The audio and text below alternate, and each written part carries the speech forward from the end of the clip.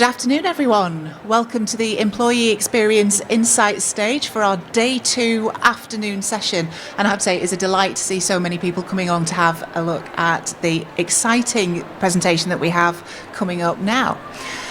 If I can introduce Lauren Ashcroft. Lauren is from Wellbees and has some very exciting, hot off the press debut research to share with us, looking at well-being across workplace wellbeing specifically across cultures. So without further ado, I'm going to hand over to Lauren to see what insights we can gain. Thank you very much, and thank you everyone for coming to join us at lunchtime of all times. So thank you. I'm impressed that so many of you made it. So today we're going to be talking, despite what it said in the programme, very slightly differently, about the S in ESG criteria, and more specifically about how to improve employee well-being and what we can learn from our research of how employee well-being differs in different countries. So over the last few months, we've been doing research as Wellbees with PwC and St. John Fisher University in New York to understand all the different nuances and varieties of well-being and how this social aspect within ESG is different in different places. So over the next 30 minutes, I'll be sharing with you a little bit more about what ESG actually is, why as HR we should really care about this, what learnings we have from different cultures, and some tangible advice that you can take away. So, as we mentioned, this is hot off the press research. I actually only saw this for the first time myself on Monday. So if I'm relying a little bit on my notes, please bear with me. But there's some really, really interesting learnings that have come out of this. So, before we get started in talking about ESG, let me introduce myself. My name is Lauren Ashcroft, and I work for Wellbees. So, also, despite what you saw on your programme, Melis has unfortunately not been able to join us today. So, I will be talking you through this research. Wellbees is an employee wellbeing platform. We help HR managers to improve the wellbeing across their organisations, both in terms of an individual wellbeing journey, as well as from the perspective of cultural change and how we can shift that within companies. So why are we interested in ESG criteria as Wellbees? Before I get started, how many here of you are familiar with ESG criteria already? By a show of hands. 2 experts in the room. Okay, fantastic. So, we'll be learning together then. So, ESG stands for Environmental, Social and Governance criteria, and this is a criteria which has been used more and more in recent years by investors in particular to understand how companies are measuring in terms of their sustainability. So when we talk about ESG, one example that gets thrown around a lot is the BP oil spill of 2010. If you can cast your minds back to when that happened, this is a really, really big example of why ESG criteria became so really important to us. So if we think about the BP oil spill through the lens of ESG, we can see how some of this could have already perhaps been seen and forecasted. So through the lens of environmental aspect, the effects of this are really obvious. It was one of the biggest environmental disasters that's ever happened. Over 134 million gallons of oil was spilt into the Gulf of Mexico, and it resulted in the loss of life of thousands and thousands of animals, and also sadly of some of the BP team themselves. But when we look beyond that, it's not just the environmental impact, which is so great. The social element was already there and could have been visible within BP before this actually happened. What we saw was that there were below standard safety practices for team members in the organisation. So we already saw that there were effects of how the social standards in this were not up to par of where they should have been.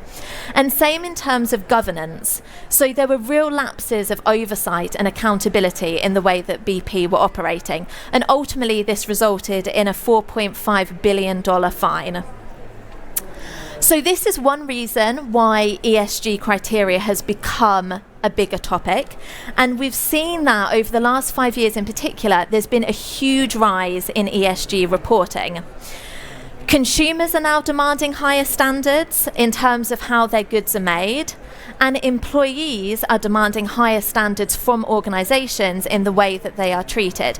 And I think anecdotally, we probably all have a sense of this. I certainly have a sense of this within my own life. So when I look at the younger team members within our organisation, when I look at someone like my sister who is part of this Gen Z workforce, you can see that it's a generation that's more and more vocal and more demanding of certain practices being in place.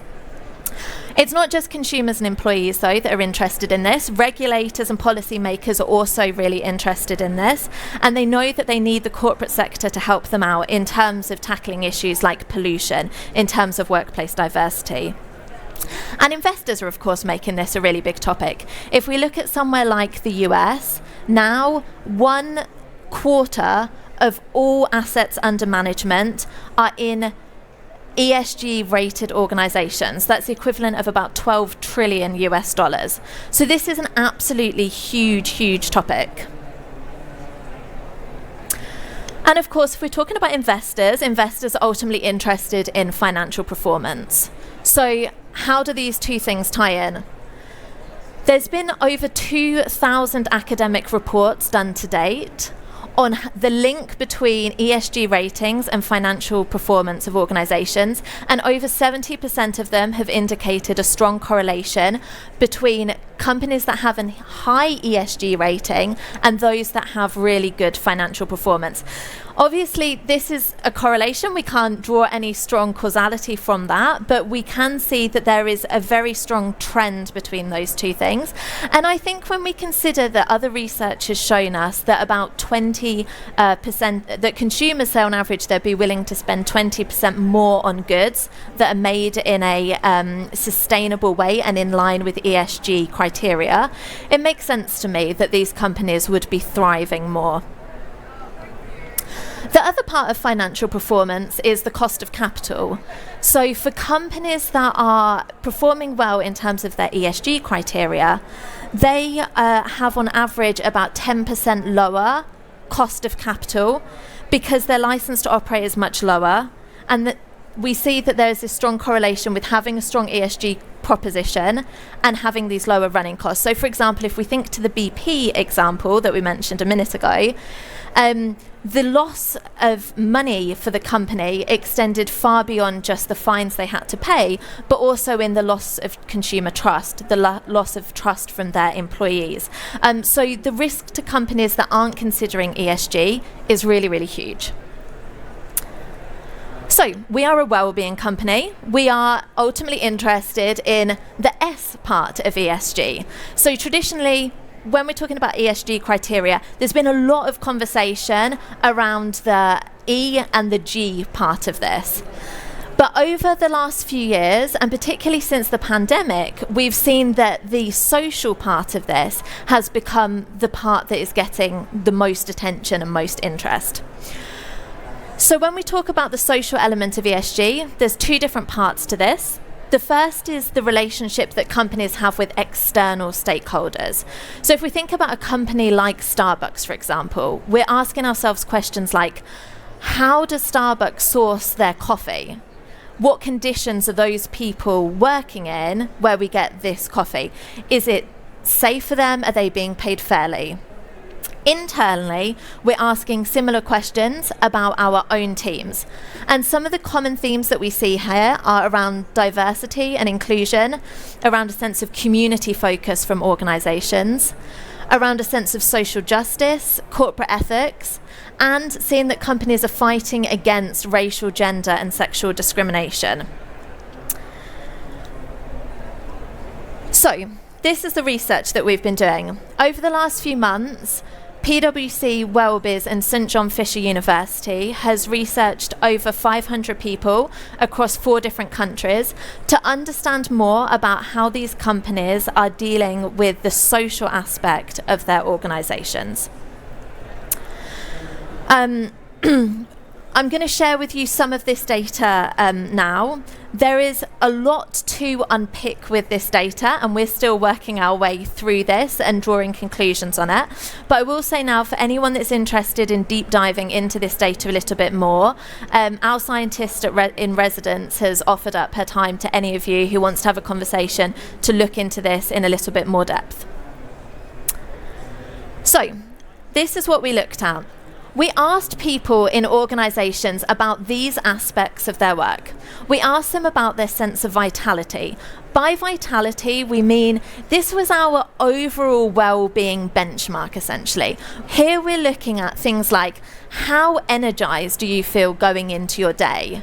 How excited are you to get started? Do you feel a sense of joy and energy about what you're about to do? So this was our vitality metric, and being a wellbeing organisation, of course, this underpinned a lot of what we're looking at. We then looked at something we're terming negative effect at work. So this is essentially 4 things. This is asking how anxious, how discouraged, how gloomy, and how angry are you feeling in a particular moment from particular events that have happened in the workplace. And then we're looking at the opposite of this, the positive effect. So the sense of feeling at ease, the sense of feeling enthusiastic, energetic, and content. And then we looked at all domains of well-being. So usually at Wellbiz we talk about well-being in terms of 8 different pillars. So we look at social, spiritual, environmental, intellectual, physical, and emotional.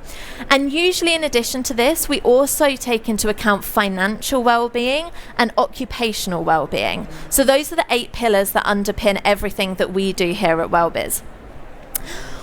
In terms of financial well-being, we included this in here. So this we looked in as a separate criteria. And of course, the occupational well-being is tied in through all of this. So we're looking at different areas of well-being and what comparisons we could draw and connections we can make here. Then we looked at this, skills and talent.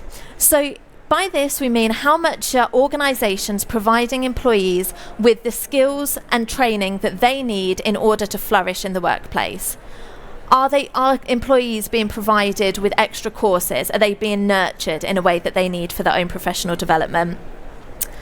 Inclusive management and supportive leadership was looked at in terms of top management within organisations. Are they acting fairly? Are they creating an environment where it's okay to make mistakes? And are you still welcomed if you make those mistakes in the organisation? Are achievements being recognised? And do managers ultimately actually care about the well-being of their team? And very closely linked to that, and we'll come on to that in a minute, is psychological safety at work. And I don't want to spoil the research as we sort of share through it, but psychological safety at work emerged throughout this research again and again as one of the most important things that we can do for our employees to impact all these other areas of work. So by psychological safety, we're talking about 3 things: people's sense of autonomy, sense of competence in their role, and relatedness to their team.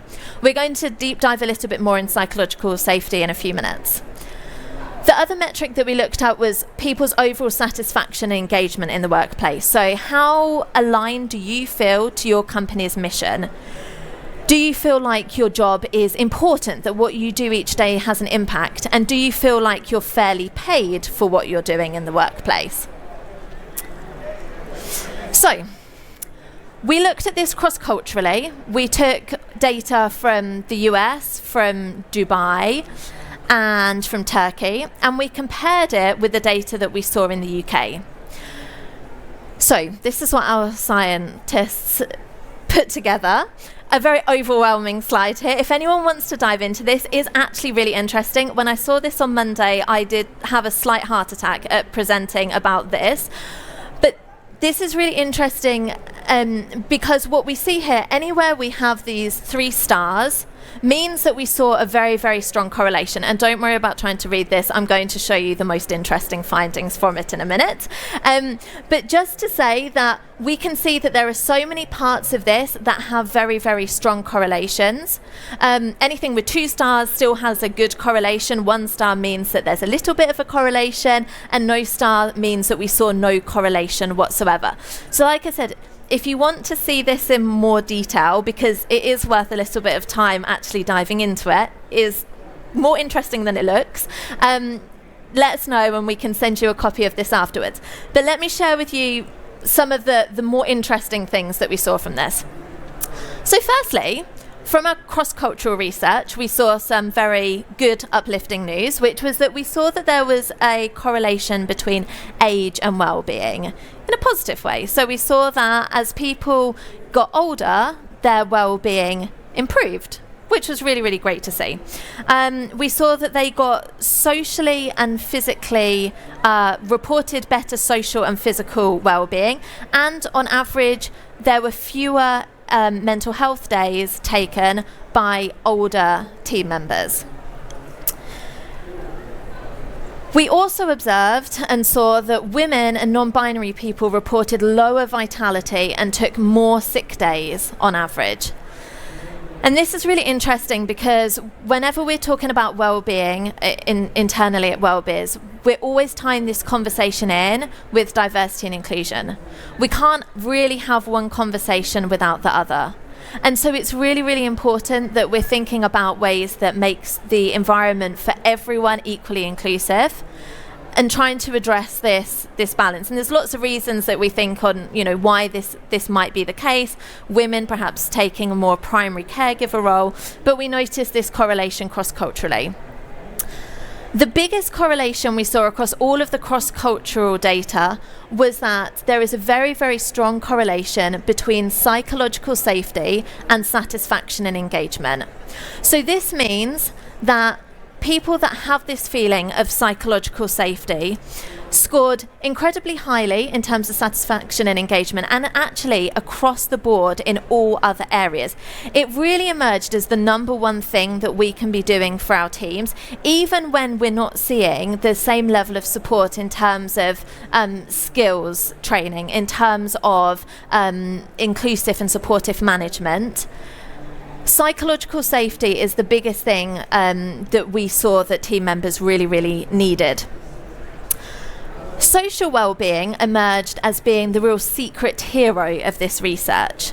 So we saw that when people were in organisations where the scores were really, really low in all of those other areas, in terms of having really strong management or in terms of having really good skills and development training internally, social well-being essentially acted as a buffer to that. So people didn't feel the same effects as they would have done without that social well-being there. So we know that it's really important to find ways to foster this sense of social well-being. We looked again at the UK data. Looks a little bit like this, and we boiled it down to some key points, and points that were similar and points that were interestingly very different from what we'd observed cross-culturally.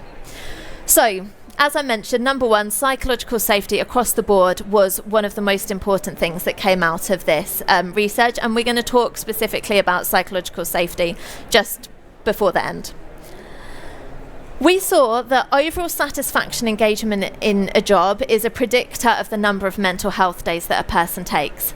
And the way that we need to address this starts right back in the recruitment process as we bring new team members on, that we're really confident that people are aligned with the right job and the right position, so that they have this sense of satisfaction and engagement, that they feel connected to the company mission, that they feel aligned with what the company is doing, and that they importantly feel that they are being paid fairly for what they're doing.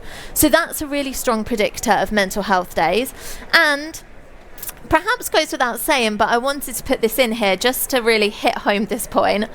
Emotional well-being outside of work is a predictor of mental health days across the board, which sounds very obvious, and it is very obvious, but I still think we've been operating under this illusion as some organisations that people might be able to just leave what's going on at home at the doorstep, and you come into work and you put on a sort of brave face and there should be this absolute separation.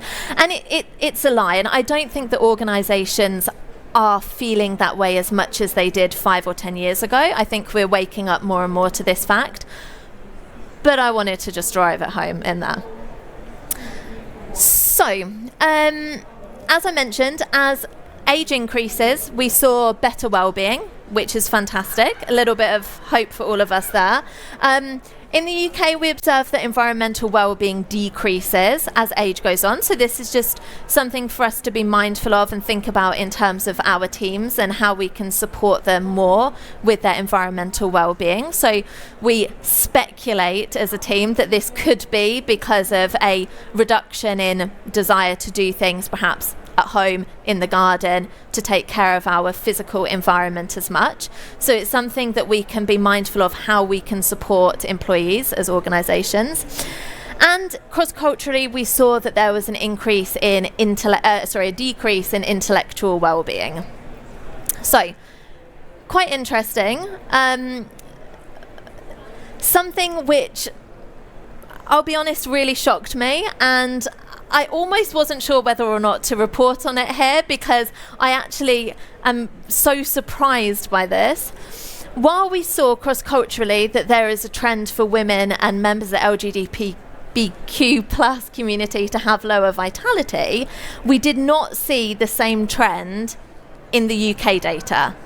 I found this really surprising, if I'm honest, because when I saw this cross-culturally, I thought that probably makes sense, unfortunately. It does give me some hope or optimism that at least in the sample group that we looked at, that the UK is making some headway at being more and more inclusive, that we didn't see this same amount of correlation, or really any correlation that we saw cross-culturally. We saw everywhere that inclusive management and supportive leadership is important, of course. But we saw that that was much more of a focus cross-culturally than the UK. I think that's interesting because it speaks to the culture of the UK perhaps being slightly more independent, perhaps, and people wanting more sense of autonomy and not the same reliance on inclusive management and supportive leadership.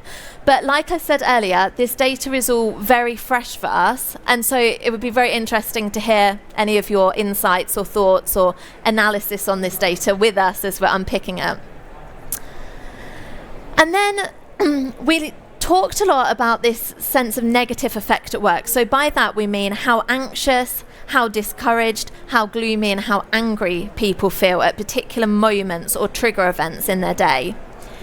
And what we saw was, cross-culturally, people that have these negative moments in their day really take that home and it affects their emotional well-being outside of work. We saw the same thing in the UK, but interestingly, what we saw much more strongly was that it had a direct negative correlation on the amount of physical activity and well-being that people in the UK did. I know I'm definitely guilty of that. If I've had a bad day, some people love to go to the gym and work it out there. I like more to pretend to, mope around on the sofa and feel sorry for myself about it. So we saw that correlation acts inversely in the UK. Negative effect at work was actually a really interesting topic for us because what we observed was across all the research, anyone that has these moments in the day that makes them feel anxious, discouraged, gloomy or angry, it impacted all areas of their life. It makes sense, right? In the UK, that correlation was so much stronger than any other countries that we looked at. And so much so that the inverse correlation between negative effect at work and positive effect at work was so strong that as UK employers, we have to be incredibly careful about these perhaps micro instances of negative moments within the workday for employers, because it creates such a strong ripple effect to everything else. So we saw that it had the ability to take away from all the good parts of the day, that it drew on people's positive feelings about the workplace in a much stronger way than we saw in any other country. I'm not really sure why this is. I think it may speak to the fact that in the UK, we're very, we link our identity a lot with our work, so we don't really have such a strong sense of separation. Maybe it suggests that people in the UK are actually more invested or have higher expectations for what's going to happen in their day at work, and so this has a much stronger effect on them. What we do know from the data is that just over 60% of people cross-culturally said that they were looking to change their job in the next 6 months. And in the UK, when we asked this question, the data was almost exactly the same. So we saw just under 60% of people looking to change their jobs within the next 6 months. So with 60% roughly of people looking to change jobs, well-being at work is more important than ever. LinkedIn research suggests that now people are placing as much emphasis on well-being and flexibility in the workplace as they are their salary. And I think that's astounding, but I think I can really believe that with the way that COVID and the pandemic changed the mindset of people. I really understand why this is happening, and that other factors are becoming more and more important to people. So, we've looked at lots of data. I want to just touch before we finish on a few of the things that I think are the most tangible takeaways for you from all of this data that we're trying to digest. So 2 really big topics emerged from this as being really crucial. 1, social well-being acts as a buffer to everything else that's going on. And 2, psychological safety is really important and it underpins everything. And I actually think that these 2 facts are very, very connected, because such a huge part of psychological safety is about feeling a sense of belonging within a community and feeling like you're a part of something that's bigger. So in terms of social well-being, how do we really start to address this and think about improving the well-being within organisations? What you're seeing here is some data that we've taken from a company that we've worked with, and we measure continually the well-being within an organisation. So we do this through our app, which we roll out to team members, and we can see how they're feeling on a very regular basis. Now, what you'll see here is in May 2021, we had a really big spike. And here again at the end, we've had a spike in terms of employees' well-being. Prior to both of those spikes, this company made one very, very small change, one small intervention, which led to this. And it was as simple as creating a step challenge for the company. So at these 2 points, this company said, let's roll out a step challenge where people are going to have a shared mission, which we know psychologically is incredibly important for people, so that they are competing against each other, they're united in this activity that they're doing, and also they're moving more.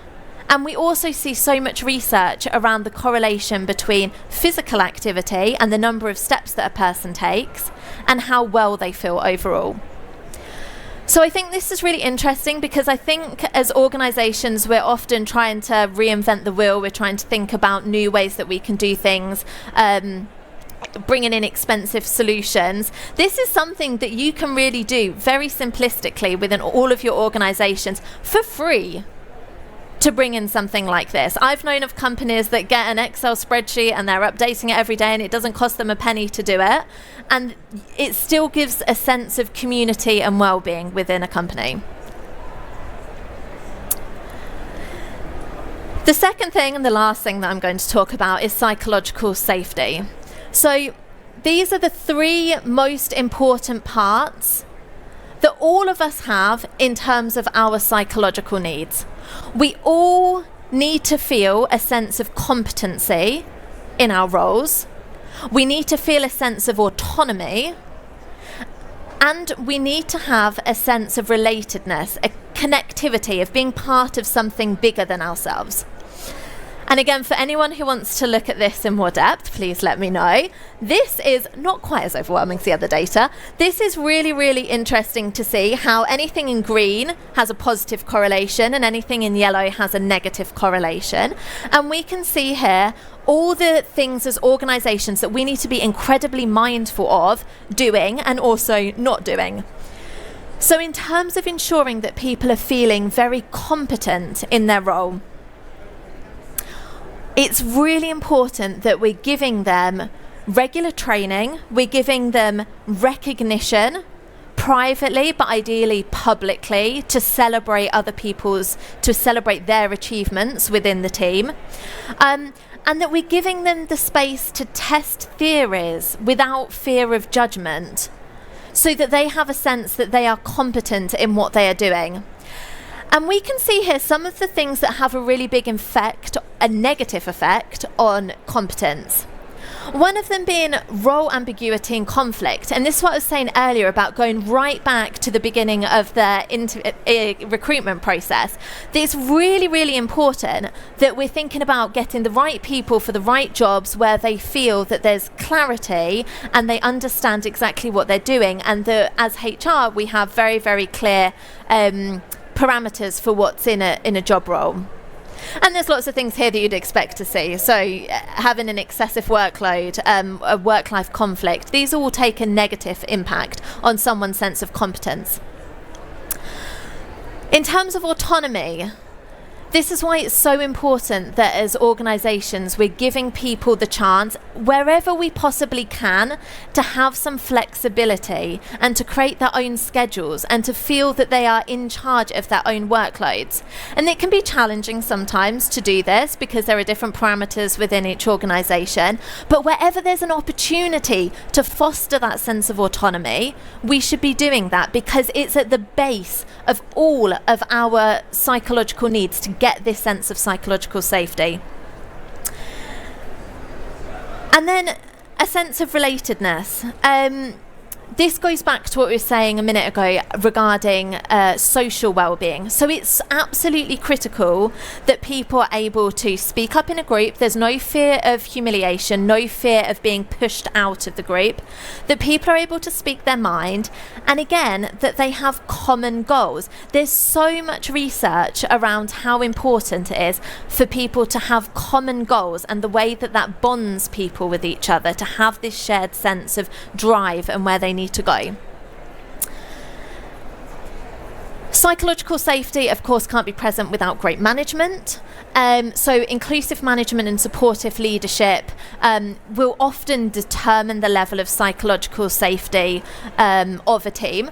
So I shall just leave you with this last bit of research, that 70% of variance in employees' well-being boils down from their own manager. And I think that a lot of us probably have a sense of this and can understand this. Our sense of psychological safety is at least in part formed by our manager. And so it's a real trickle-down effect. And so as HR, it's really important to ensure that the right managers are in the right position and driving those kinds of behaviours, particularly around well-being, that you want to see at all levels of the organisation.